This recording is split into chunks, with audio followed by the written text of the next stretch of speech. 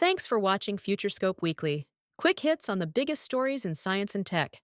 Let's dive in. Google Drive is getting smarter about security. The platform's new AI system can now detect ransomware before it spreads using a model trained on millions of real-world samples. The goal? Stop file corruption in real time and protect user data before the damage is done.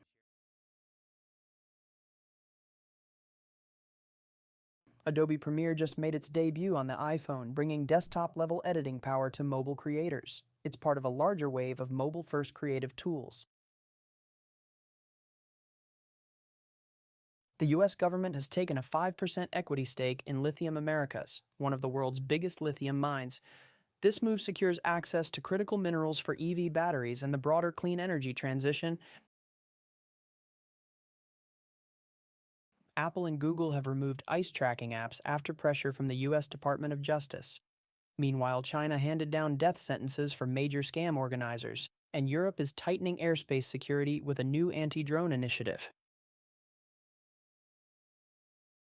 Apple may be pivoting away from its Vision Pro headset to focus on smart glasses instead. The move signals growing pressure from Meta and others in the augmented reality race, where lighter, everyday wearables may be the real future. Meta AI has unveiled Hyperscape, a next-generation VR experience that lets users scan and explore real-world locations in incredible detail. It's an evolution of the photosphere, bringing the digital and physical worlds even closer together.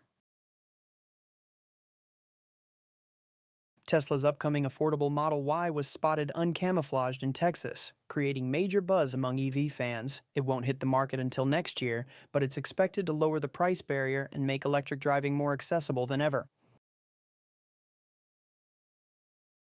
Peloton is staging a comeback with new AI-driven features and redesigned hardware. After struggling post-pandemic, the company's betting on smarter workouts and personalized fitness data to win users back and redefine the at-home gym experience.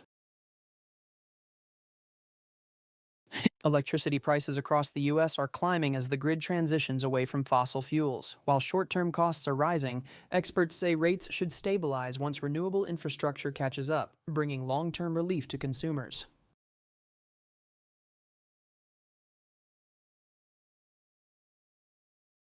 That's this week from FutureScope Weekly. Don't forget to subscribe for more, and check the description for links to everything we covered. See you next time.